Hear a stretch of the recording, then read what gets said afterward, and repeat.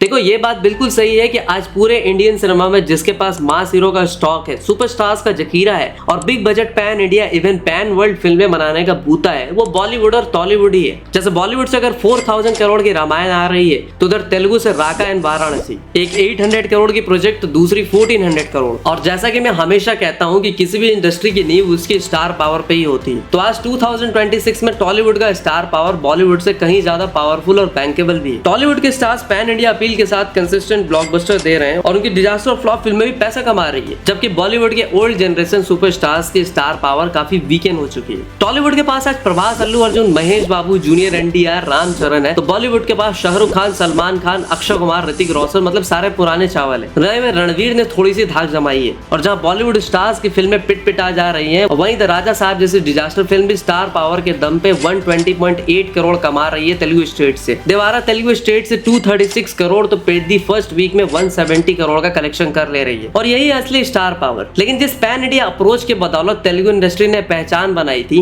2015 में जब बाहुबली आई थी, उसके बाद आरआरआर ने सिर्फ पैसे नहीं कमाए थे बल्कि पैन वर्ल्ड में इंडियन सिनेमा को रिकॉग्निशन दिलाया था और ऑस्कर भी लेके आई। पुष्पा 2 ने हिंदी मार्केट से 800 करोड़ प्लस का कलेक्शन किया था, लेकिन उसके बाद यही पैन इंडिया फिल्में इस इंडस्ट्री की सबसे बड़ी नासूर बन गई है। देखो हर बॉलीवुड फिल्म में एक इंटरवल होता है, यानी कि एक टर्निंग पॉइंट, और वहाँ जो सही डिसीजन लेते हैं वो सेकंड हाफ में जीतते हैं। आपकी लाइफ अभी एक ऐसे ही इंटरवल पे खड़ी है। कई लोग अपना फ्यूचर सिक्योर कर रहे हैं और आप अभी भी दूसरों की स्टोरी देख रहे हैं। तो खुद की लाइफ का हीरो बना स्टॉक मार्केट में इन्वेस्टेड रहकर, और उसके लिए मैं आपको इंट्रोड्यूस कराना चाहता हूँ मार्केट वुल्फ से। मार्केट वुल्फ एक leading SEBI registered stock broker app है जहां आप सिर्फ 99 में लाइफ टाइम फ्री में ट्रेडिंग शुरू कर सकते हो। कोई ईयरली मेंटेनेंस या फिर हिडन चार्जेस नहीं है, और सबसे अच्छी बात यहाँ आपको एक्सपर्ट्स की फ्री ट्रेड रिकमेंडेशंस भी मिलती है। चलिए आपको दिखाता हूँ कैसे। मैंने अपने पिन से लॉग इन कर लिया है और यहाँ इनका follow trend feature real time market trends दिखाता है। जैसे किसी मूवी का बॉक्स ऑफिस ट्रेंड होता है, वैसे ये फीचर मार्केट के ट्रेंडिंग अपॉर्चुनिटीज दिखाता है। मैंने बस फॉलो ट्रेंड पे क्लिक किया, डिटेल्स चेक की और ट्रेड प्लेस कर दिया। यहाँ पे आप ट्रेड को लाइव मॉनिटर भी कर सकते हो और साथ ही मार्केट वुल्फ पे छोटे अमाउंट से भी शुरुआत कर सकते हो। साथ ही ऐप में आपको इनबिल्ट स्टॉप लॉस का फीचर भी मिलता है जो कि रिस्क मैनेज करने में बहुत मदद करता है। देखिए मेरे लिए लाइव ट्रेड चल रहा है, मैंने सिर्फ स्टॉप ट्रेड पे क्लिक किया और 3 टैब्स में 1856 का प्रॉफिट भी बुक हो गया। मार्केट वुल्फ की फ्री रिकमेंडेशन फॉलो करने वाले यूजर्स ने 11,060 एक दिन में, 70,468 एक महीने में और 5,03,914 पिछले एक साल में प्रॉफिट बुक किए हैं। और इन प्रॉफिट्स पर मार्केट वुल्फ कोई कमीशन चार्ज नहीं करता। मार्केट वुल्फ इंडिया में तेजी से ग्रो कर रहा है और यूज करना काफी सिंपल और सिक्योर भी है। तो देर किस बात की, link description and pin comments में दे दिया गया है, go and check out market wolf. आजकल टॉलीवुड में पैन इंडिया बनाने का एक मंत्र चला है, क्योंकि इसमें बहुत सारा फायदा भी है। बॉक्स ऑफिस पे तगड़ा कलेक्शन, स्ट्रीमिंग डील्स और नेशनल रिकॉग्निशन के चक्कर में फिल्म मेकर्स हर प्रोजेक्ट को इसी लेवल में पेश करने की कोशिश करते नजर आ रहे हैं। बीवीएस रवि जो कि तेलुगु सिनेमा के एक प्रोमिनेंट स्टोरी, स्क्रीन प्ले और डायलॉग राइटर है, उन्होंने एक बहुत ही बड़ी स्टेटमेंट दी और कहा कि अगर धुरंधर आज तेलुगु सिनेमा में बनती तो बस एक पार्ट पे 500 करोड़ खर्च कर दिया जाता। उन्होंने कहा कि आज हर कोई टॉलीवुड में 500 करोड़ की फिल्म बना रहा है, but these films have no soul. Telugu film makers ने सिर्फ लार्ज इंप्रेसिव सेट्स बनाने से लेकर मूवी को नेक्स्ट लेवल एलिवेशन करना, स्टार के टाइम पे फिल्में चलाने की कोशिश करना, यही सारे टैक्टिक्स यूज किए जा रहे हैं। आज के टाइम पे स्टोरी पे किसी का ध्यान ही नहीं है। देखो टॉलीवुड के जो बड़े डायरेक्टर्स है ना, जैसे कि राजा मौली, संदीप रेड्डी वांगा, सुकुमार, प्रशांत वर्मा, इवन नाग अश्विन वगैरह, ये लोग 2-4 साल लगा के अपने क्राफ्ट पे जान झोंक के फिल्में बनाते हैं और तब जाके उसे पैन इंडिया पे लाते हैं। उसी वजह से फिल्म ब्लॉकबस्टर जाती है। बट ये लोग जितनी मेहनत करते हैं अपनी इंडस्ट्री का नाम बनाने में, उसका झंडा ऊपर ले जाने में, उतना ही कुछ डायरेक्टर गुड़ करने की कोशिश भी करते हैं, जैसे कि मारुति द राजा साहब से बुच्ची बाबू सना पेड्डी से। देखो स्टार पावर पे रिलाई करके फिल्में बनाना बंद कर दो, वरना ऑडियंस को चूतिया बनाना एक बार 2 बार पॉसिबल हो सकता है, बार बार नहीं। मैं मानता हूँ कि प्रभास इवन रामचरण की भी हिंदी वर्ल्ड में तगड़ी फैन फॉलोइंग है आज के टाइम पे, लेकिन ऑडियंस इस तरह की मिक्स्ड रिव्यूज वाली एवरेज फिल्मों के लिए 300 से 500 रुपए क्यों खर्च करे। वैसे भी ऑडियंस ने आजकल फिल्मों को 3 कैटेगरीज में बांट रखा है, एक ओटीटी लायक, एक डाउनलोड के लायक और एक थिएटर जाने लायक। तो अगर स्टार पावर से पैसे कमाना चाहोगे तो आपका भी एग्जैक्टली वही हाल होगा जो बॉलीवुड के सुपरस्टार्स की फिल्मों का हो रहा है। ऑडियंस आपको भी बार बार थिएटर जाकर सपोर्ट नहीं करेगी। ऊपर से जब तेलुगु स्टार्स आंख मूंद के खुद को डायरेक्टर एक्टर समझते हुए किसी के भी साथ फिल्म करने को रेडी हो जा रहे हैं। देखो आपने पैन इंडिया में जो भी इज्जत कमाई है वो अपने हार्ड वर्क से 5-5 साल एक प्रोजेक्ट पे देकर कमाई है। तो ये आपकी भी रिस्पॉन्सिबिलिटी बनती है कि आप किसी भी डायरेक्टर राइटर के साथ किसी भी मीडियोकर प्रोजेक्ट में काम ना करें, वरना ये स्टारडम जो आपने कमाया है वो जाते टाइम नहीं लगेगा। आज इसी वजह से तेलुगु सिनेमा का सपोर्ट करने वालों को ट्रोल किया जा रहा है, जिसके पीछे कुछ ऐसे ही डायरेक्टर्स हैं। और जैसा कि आदित्य धर ने भी कहा था कि ये लोग फिल्में बनाते हैं, प्रोजेक्ट नहीं। सीनियर तेलुगु डायरेक्टर प्रोड्यूसर तम्मा रेड्डी भारद्वाज ने भी कहा था कि जानबूझकर कुछ प्रोजेक्ट्स में हंड्रेड्स ऑफ करोड़ खर्च किए जाते हैं। बस बाद में यही फिल्म मेकर जाकर गवर्नमेंट को बोलते हैं कि हमारी फिल्म महंगी है, इसकी बजट बहुत ज्यादा है, तो हमारे टिकट के प्राइसेस बढ़ाने दो। ऊपर से इतना ही नहीं, फिल्म बॉक्स ऑफिस से चलेगी या नहीं पता नहीं, लेकिन उससे पहले ये लोग सेकंड पार्ट बनाने के लिए भी तैयारी करके बैठ जाते हैं। और कई बार तो फिल्म के एवरेज या पिटने पे भी ये लोग प्रोड्यूसर को सेकंड पार्ट बनाने के लिए दबाव बनाते हैं। मतलब आज तेलुगु सिनेमा में आप रेस गुरुम, गब्बर सिंह, दुकुडू, डार्लिंग जैसी फिल्में बनाना इम्पॉसिबल हो चुका है। अल्लू अर्जुन राका जैसी प्रोजेक्ट के अलावा कोई प्रोजेक्ट पे काम नहीं करने वाले।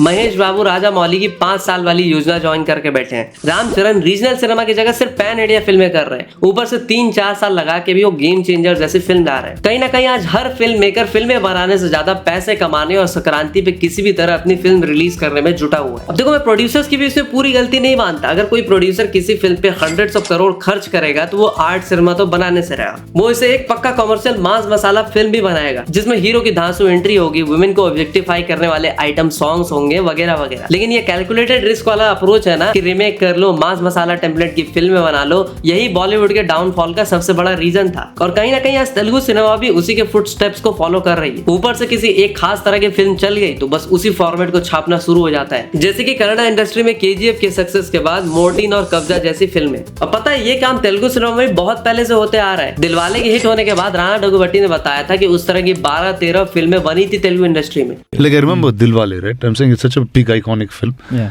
And forget what's there in the documentary, but I remember the influence it had on Telugu filmmakers. There are like 20 or 30 films that are made based on Dilwale in some ways. All of them worked. Till a point those stories stopped working because you were exhausted.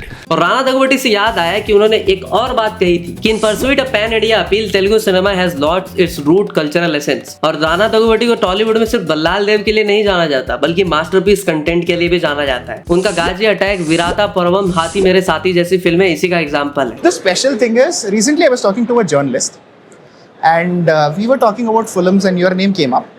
And what non-Telugu journalist again to be specific, and what they told us, if Rana's name is associated with a film, it is a special film for sure. देखो, Telugu industry के pan India obsession पर trade analyst Ramesh बाला ने भी बहुत ही interesting बात बोली थी। उन्होंने कहा था कि आजकल Telugu film makers pan India scale को अचीव करने के चक्कर में लोकल स्पेसिसिटी और इमोशनल कनेक्शन को सैक्रिफाइस कर रहे हैं। और ये बात 100% करेक्ट भी है, क्योंकि आजकल Telugu film makers Telugu audience से ज्यादा हिंदी ऑडियंस या यूं कहें पैन इंडिया ऑडियंस को ध्यान में रखकर मूवीज बनाते हैं। इसी चक्कर में Telugu film makers Telugu cinema के कोर ऑडियंस को निग्लेक्ट करते हैं। और यही रीजन है कि क्यों बहुत सी पैन इंडिया तेलुगु मूवीज ना तेलुगु मार्केट में चल पा रही हैं ना हिंदी मार्केट में। तो यहाँ पे एक इंटरेस्टिंग चीज ये भी है कि ये पिछले 1 साल में तेलुगु सिनेमा ने काफी सारी बिग पैन इंडिया मूवीज बनाई है। राजा साहब, गेम चेंजर, हरिहरा वीर मल्लू, किंगडम वगैरह। और ये सब की सब मूवीज कहीं ना कहीं एवरेज या फ्लॉप रही है। On the other hand Telugu cinema में कुछ ऐसे भी लोग हैं जिन्होंने पैन इंडिया ऑडियंस से ज्यादा इंपॉर्टेंस तेलुगु सिनेमा के कोर ऑडियंस को दी है और उनके लिए ही फिल्में बनाई है। जैसे कि चिरंजीवी की रिसेंट फिल्म मरा शंकरा वरा प्रसाद गारू, जो बस तेलुगु में रिलीज हुई थी और उस फिल्म ने वर्ल्ड वाइड ऑलमोस्ट 450 करोड़ का बिजनेस किया था। और ये नहीं, लास्ट ईयर वेंकटेश ने भी एक प्रॉपर तेलुगु फिल्म संक्रांति वसुंतरम बनाई थी और उस फिल्म ने भी ऑलमोस्ट 300 करोड़ का बिजनेस किया था। देखो, अगर मिस्टर परफेक्शनिस्ट कहे जाने वाले आमिर खान को लगातार फ्लॉप्स का सामना करना पड़ सकता है, सलमान खान जैसे सुपरस्टार अगर घटिया फिल्मों की वजह से ट्रोल हो सकते हैं, एसआरके तक को ऑडियंस नहीं बख्शती, तो आप भी इस स्टारडम को टेकिंग फॉर ग्रांटेड तो बिल्कुल मत लीजिए। हो सकता है कि आपकी 2, 3, 4 फिल्में 100 करोड़ से ओपनिंग ले लेकिन उसके बाद एक बार अगर ऑडियंस आपसे नाराज हो गई तो आपकी अच्छी फिल्मों को भी सपोर्ट करने नहीं आएगी, जो कि अक्षय कुमार के साथ होता था। इवन ऋतिक रोशन के साथ भी हो रहा है। 2019 के बाद आज ऑलमोस्ट 7 साल हो गए, उन्होंने कोई सेंसेशनल ब्लॉकबस्टर फिल्म नहीं दी। मतलब जो चीज बॉलीवुड में हो रहा था तेलुगु सिनेमा में भी हो रहा है। इस वीडियो को रिसर्च करते टाइम ग्लूड का एक आर्टिकल पढ़ रहा था जहां डायरेक्टर सुधीर श्रीराम कहते हैं कि वेल नोन प्रोड्यूसर्स जानबूझकर डेलिबरेटली हमें वेटिंग मोड में डाल के रखते हैं। हमारी स्क्रिप्ट उनके पास होती है बट काफी टाइम तक कोई रिस्पॉन्स नहीं आता और ज्यादा फॉलो अप करने पे बिना किसी रीजन के हमें रिजेक्ट कर दिया जाता है। इसी तरह बॉलीवुड के new age director Teja says pan India turns painful for Telugu talent. उनके अकॉर्डिंग ये अप्रोच ही गलत है कि अगर पैन इंडिया फिल्में बनानी है तो पहले पैन इंडिया स्टार्स को कास्ट करो, स्टोरी को रीजनल मत बनाओ। जबकि उन्होंने एग्जांपल देते हुए कहा कि कांतारा जैसी फिल्म एक प्योर रीजनल फिल्म थी, कोई मास टेम्पलेट या पैन इंडिया ऑडियंस को केटर करने वाली फिल्म नहीं थी और प्योर रीजनल एंड ऑथेंटिक होने की वजह से ही वो फिल्म चली भी। देखो, कोई भी इंडस्ट्री अगर नए टैलेंट्स के लिए गेट क्लोज कर देती है तो उसका डाउनफॉल जल्दी ही आता है। इवन संदीप रेड्डी वांगा जैसे डायरेक्टर को भी अपनी पहली फिल्म अर्जुन रेड्डी प्रोड्यूस करने के लिए किसी ने सपोर्ट नहीं किया था, उन्हें अपनी पुश्तैनी जमीन बेचनी पड़ी थी।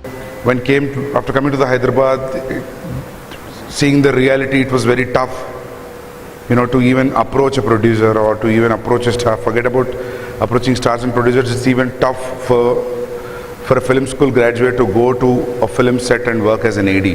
तो अब बात करते हैं कि क्या 2027 में तेलुगु सिनेमा का डंका फिर से पूरे इंडियन सिनेमा में बजेगा। देखो जैसा कि मैंने शुरू में ही कहा था कि टॉलीवुड ही आज बॉलीवुड के बाद या उसके बराबर की दूसरी इंडस्ट्री है जिसके साथ सब एसोसिएट होना चाहते हैं। अगर आप नोटिस भी करोगे तो कन्नड़ा से प्रशांत नील तेलुगु एक्टर जूनियर एनटीआर के साथ काम कर रहे हैं, दूसरी तरफ तमिल से एटली कुमार बाकी फिल्मों को साइड करके अल्लू अर्जुन के साथ राका कर रहे हैं। केवल तमिल सिनेमा से ही लोकेश कनगराज अपनी सबसे बड़ी यूनिवर्स यानी एलसीयू को छोड़ करके अल्लू अर्जुन के साथ प्रोजेक्ट अनाउंस कर चुके हैं। वाराणसी का एक टीजर मार्केट में आग लगा दे रहा है और यही चीज टॉलीवुड की सुप्रीमेसी दिखाती है। 2027 की बात करें तो 2027 में तेलुगु सिनेमा यानी टॉलीवुड का सबसे बड़ा ईयर ऑफ ट्रांसफॉर्मेशन होगा, जिसमें 3-4 फिल्में शामिल होगी, वाराणसी, स्पिरिट, राका और फिर जाके ड्रैगन। देखो बाहुबली और आरआरआर के बाद राजा मौली का नाम में ऑलरेडी एक ब्रांड है, ऐसे में उनकी अगली फिल्म वाराणसी एक massive globe trotting action adventure film होगी। यह फिल्म टॉलीवुड का इंडियाना जोन्स या जेम्स बॉन्ड जैसे ग्लोबल एडवेंचर स्केल देगी, जिसमें महेश बाबू, प्रियंका चोपड़ा, पृथ्वीराज सुकुमारन जैसे बड़े एक्टर्स होंगे। और राजा मौली इस बार इंडियन रूट्स को इंटरनेशनल एक्शन स्टैंडर्ड्स के साथ ब्लेंड कर रहे हैं। 1400 करोड़ के मैसिव बजट के साथ बन रही है फिल्म बॉलीवुड के बड़े बड़े स्टूडियोज को टक्कर देगी और तेलुगु सिनेमा को पूरे वर्ल्ड में स्ट्रिक्टली मेन स्ट्रीम सिनेमा बना देगी। हो सकता है 1-2 और ऑस्कर में मिल जाए। अभी तक फिल्म की रिलीज डेट 7 अप्रैल 2027 ही है। इसके बाद दूसरी बड़ी फिल्म होगी स्पिरिट। प्रभास ने बाहुबली से पैन इंडिया वेव शुरू की थी और अब उनका कोलैब कबीर सिंह और एनिमल के डायरेक्टर संदीप रेड्डी वांगा के साथ स्पिरिट में हो रहा है। पूरा वर्ल्ड अभी तक प्रभास को लार्जर देन लाइफ या फैंटेसी रोल्स में देख रहा था, पर स्पिरिट उनके एक ग्राउंडेड, ग्रिटी और हाइपर वायलेंट अवतार में उन्हें पेश करेगी। स्पिरिट ये फिल्म टॉलीवुड के एक्शन मूवीज को एक नया एडल्ट और एजी डायमेंशन देगी। देखो अभी तक डेट 5 मार्च 2027 है, जो शायद पोस्टपोन भी हो सकती है। इसके बाद है आरआरआर से ग्लोबल फेम पाने वाले जूनियर एनटीआर और केजीएफ और सालार के डायरेक्टर प्रशांत नील की ड्रैगन। इस फिल्म में जूनियर एनटीआर लूगर नाम के एक डेंजरस एसोसिएशन के कैरेक्टर में होंगे और उनके opposite Anil Kapoor narcotics bureau के चीफ। पूरा सेटअप एक डार्क, स्मोकी और इंटेंस क्राइम सिंडिकेट का होगा। प्रशांत नील का कोल ब्लैक या डार्क एस्थेटिक और जूनियर एनटीआर का रोरिंग परफॉर्मेंस टॉलीवुड को एक इंटरनेशनल क्राइम ड्रामा का फेस देगा। और ये कोई नॉर्मल हीरो विलन वाली फिल्म नहीं होगी, बल्कि ग्रे शेड्स और टॉप नॉच एक्शन से भरपूर होगी, जो कि वेस्टर्न ऑडियंस को भी बहुत पसंद आ सकती है। यानी 2027 में इंडियन सिनेमा का मुस्तकबिल सच में टॉलीवुड ही लिखेगा। लेकिन जैसा कि मैंने कहा कि टॉलीवुड में हर राइटर, डायरेक्टर अगर सिर्फ पैन इंडिया फिल्मों को चेज करेगा तो वो मुकी खाएंगे। अगर पैन इंडिया फिल्में लानी है तो सिर्फ बिग स्केल, बड़ा नाम, बिग बैनर से कुछ नहीं होने वाला। Story, screen play and execution पे सबसे ज्यादा फोकस रिक्वायर्ड होगा। खैर अगर आपको वीडियो पसंद आई है तो इसे लाइक जरूर करना, शेयर भी करना। सिनेमा हॉल में दूसरों की कहानी देखना अच्छा लगता है, लेकिन अपनी रियल लाइफ का हीरो बनना और सही फाइनेंशियल डिसीजंस लेना उससे भी ज्यादा जरूरी है। अभी मार्केट वुल के 2 मिलियन प्लस डाउनलोड्स हो चुके हैं। Link description and pin comments में है, तो डाउनलोड कीजिए और अपनी ट्रेडिंग जर्नी शुरू कीजिए। मैं मिलता हूं आपसे अगली वीडियो में, तब तक के लिए हर हर महादेव।